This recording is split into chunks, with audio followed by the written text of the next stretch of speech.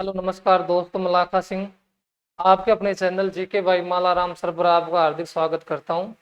आज हम परसेंटेज की एक शानदार सी क्लास अध्ययन करेंगे। आज हम फिर से परसेंटेज में SSC CGL, SSC CPO, SSC MTS जैसे परीक्षाओं में पीछे पूछे गए प्रश्नों का अध्ययन करेंगे। अब हम हमारा जो क्वेश्चन नंबर 1 उसको देखते हैं। वो है in an examination 92% of the student pass and 480 student fail if so how many student appearing in the examination. यानी एक परीक्षा में 92% छात्र पास हुए, 480 छात्र फेल हुए, तो परीक्षा में कितने छात्र शामिल हुए। तो हमें दे रखा है कि जो परीक्षा में जो 92% स्टूडेंट विद्यार्थी वो पास हो गए। अब हमें पता है किसी भी परीक्षा में कुल विद्यार्थी 100% बैठते हैं, जिसमें से 92% फेल हो गए, तो पास वाले कितने बच गए? सॉरी, 92% पास हो गए तो फेल वाले बच गए 8%। यानी जो 8% विद्यार्थी वो फेल हो गए। और हमें दे रखा है कि जो 8% वो किसके बराबर, वो 480 के बराबर है। यानी जो 8% विद्यार्थी किसके बराबर फेल हुए? 480 के। जब हम 1% की बात करें तो हमारे पास आएगा 480/8। अब हमें 1% का मान नहीं निकालना, हमें निकालना अधिकतम विद्यार्थी यानी मैक्सिमम विद्यार्थी। और मैक्सिमम विद्यार्थी हमारे पास कितने हैं? 100%। तो गुणा 100। अब 480 को अगर 8 से काटेंगे तो 8 एकम 8, 8 से 48 कटेगा 60 पर। और जब 60 को हम 100 से गुणा करेंगे तो हमारे पास आएगा 6000। यानी परीक्षा में कुल कितने विद्यार्थी बैठे थे? वो आएगा हमारे पास 6000। और हमारा 6000 ऑप्शन कौन सा है? हमारा 6000 ऑप्शन है सी। तो हमारा ऑप्शन नंबर सी क्या हो जाएगा? सही हो जाएगा। अपना अगला क्वेश्चन है कि if 35% are the passing marks a student gets 200 marks yet fails by 24% marks. 24% marks, what is the maximum marks. यानी यदि पास होने के लिए 35% अंकों की आवश्यकता है, यानी पास होने के लिए कितने अंकों की आवश्यकता है? 35%। एक विद्यार्थी को 200 अंक मिले, एक विद्यार्थी कितने अंक मिले? 200 अंक मिले, फिर भी वह 24 नंबरों से फेल हो गया। अधिकतम अंक क्या है? अब देखो, पास होने के लिए मैक्सिमम कितने, मिनिमम कितने चाहिए? वो 35%। हमें दे रखा है कि एक विद्यार्थी को 200 अंक मिले, लेकिन वो क्या हो गया? फेल हो गया। यदि उसको 24 अंक और मिल जाते तो वो जाते 224, और 224 में विद्यार्थी क्या हो जाता? पास हो जाता। क्या हो जाता? पास। और पास परसेंट कितना है? 35%। यानी जो 35% हो किसके बराबर है? 224 के। जब हम 1% की बात करते हैं तो हमारे पास आएगा 224/35। हमें निकालना अधिकतम अंक। तो अधिकतम अंक क्या होते हैं? वो होते हैं 100। तो गुणा 100। 5 से काटेंगे तो 5 7 35, ये कटेगा 20 पर। फिर 224 को 7 से काटेंगे, 7 या 21, और 7 दूनी 14। यानी हमारे पास आया कि 32 × 20। और जब 32 को 20 से गुणा करेंगे तो हमारे पास आएगा 640। यानी उस परीक्षा में अधिकतम अंक कितने हैं? 640। और 640 हमारा ऑप्शन कौन सा? हमारा ऑप्शन है सी। हमारा ऑप्शन सी क्या हो जाएगा? सही हो जाएगा। हमारा अगला क्वेश्चन है कि the single discount equivalent two successive discount of 12% and 8% है। ये राउंड ऑफ में है भाई।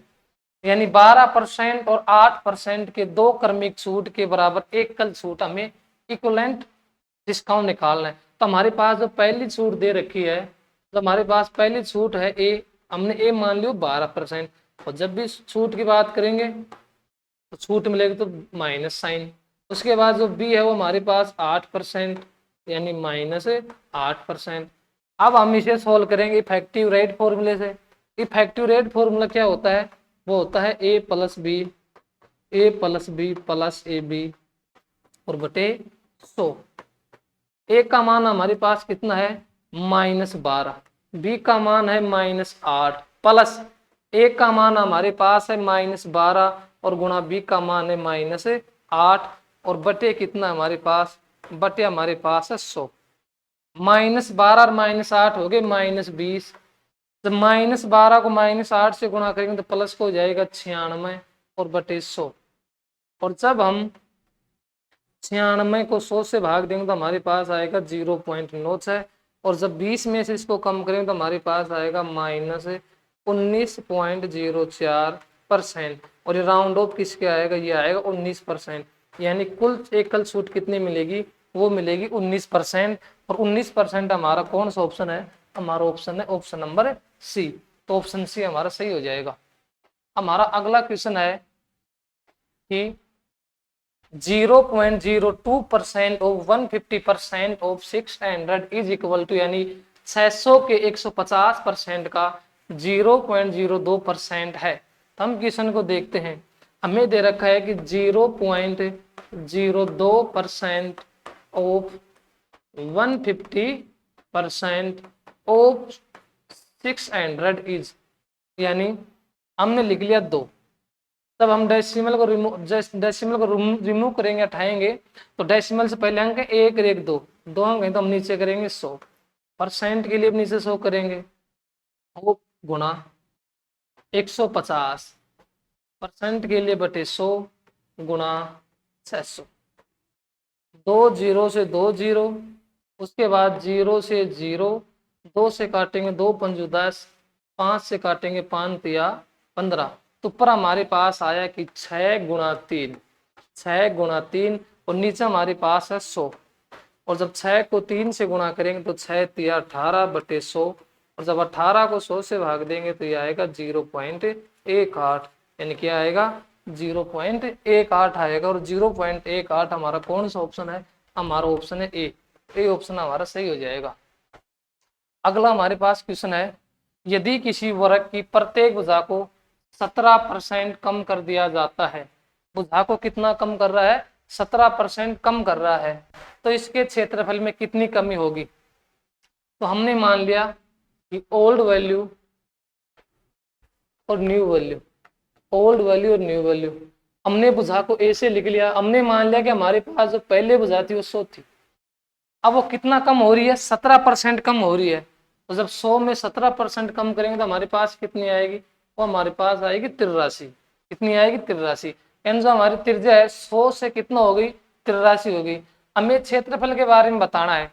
तो जब हम क्षेत्रफल यानी एरिया की बात करते हैं किसी भी वर्ग में, तो वह त्रिज्या का वर्ग होता है, त्रिज्या का स्क्वायर होता है। तो जब हम त्रिज्या का स्क्वायर करेंगे तो हमारे पास है ये 100, यानी 100 का स्क्वायर और 83 का स्क्वायर। 100 का स्क्वायर यानी 100 का वर्ग आएगा 10,000, और 83 का आएगा 6,889। हमारा जो पुराना क्षेत्रफल वो 10,000 था, अब 10,000 से होगा 6,889, तो ये हमारा कम हुआ है। और जब हम 10,000 में 6,889 कम करेंगे तो हमारे पास आएगा 3,111। मतलब कितना कम हुआ है, 3,111। किस पर कम हुआ है, 10,000 पर, तो बटे 10,000 और गुणा 100%। 2 0 से 2 0 कैंसिल, हमारे पास क्या आया, ये आया 3,111 बटे 100। और परसेंट जब हम इसको 100 से भाग देंगे तो हमारे पास आएगा 31.11%। यानी क्षेत्रफल में कितने की कमी आएगी, वो आएगी 31.11%। और ये हमारा ऑप्शन कौन सा, ऑप्शन नंबर बी। तो ऑप्शन नंबर बी हमारा क्या हो जाएगा, सही हो जाएगा। हमारा अगला क्वेश्चन है कि if the radius of sphere is decreased by 10%, then by what percent volume of sphere will decrease। यानी एक गोले की त्रिज्या में 10% की कमी की जाती है, इसके आयतन में कितनी कमी होगी। यानी हमारे पास कोई गोला है, उसकी त्रिज्या में हम 10% की कमी कर रहे हैं, तो आयतन में कितनी कमी होगी। तो हमने जैसे लिख लिया कि जो हमारे पास 10% है, 10% का मान क्या होता है 1/10। कमी हो रही तो हमने मान लिया माइनस, यानी पहले त्रिज्या कितनी 10, अब कितनी कम होगी 1, तो 10 में से 1 कम करेंगे तो अब क्या है, वो 9 है। हम इसको रेशियो मेथड से करें तो हमने मान लिया हमारे पास ओल्ड वैल्यू है और ये हमारे पास न्यू वैल्यू। रेडियस की बात करें तो हमने रेडियस r से लिख लिया।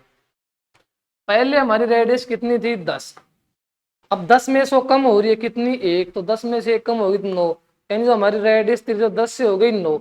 हमें वॉल्यूम पूछ रहा है, और जब हम त्रिज्या से वॉल्यूम निकालते हैं गोले का तो हम त्रिज्या का घन करते हैं, यानी 10 का घन और 9 का घन। तो 10 का घन होगा वो होगा 1000 और 9 का होगा 729। तो जो हमारा आयतन में क्या परिवर्तन आया वो 1000 से 729 हो गया, यानी 1000 से 729 हो तो कम हुआ कितना, जब 1000 में 729 कम करेंगे तो आएगा 271, और कितने पे कम हुआ, ये हुआ 1000 पर, और गुणा 100%, और 2 जीरो से 2 जीरो कैंसल, और जब 271 को हम 10 से भाग करेंगे तो ये हमारे पास आएगा 27.1%, 27.1%, यानी हमारे पास जो आयतन में कमी आएगी वो आएगी 27.1%। हमारी क्लास का आज लास्ट क्वेश्चन, आज हम इतना ही पढ़ेंगे, और मैं आपसे आशा करता हूँ कि आपको क्लास अच्छी लगी होगी। आपको जैसे भी क्लास लगी आप कमेंट सेक्शन में जरूर लिखेंगे, और आपसे निवेदन है कि आप चैनल को ज़्यादा से ज़्यादा लाइक शेयर एंड सब्सक्राइब करें। धन्यवाद।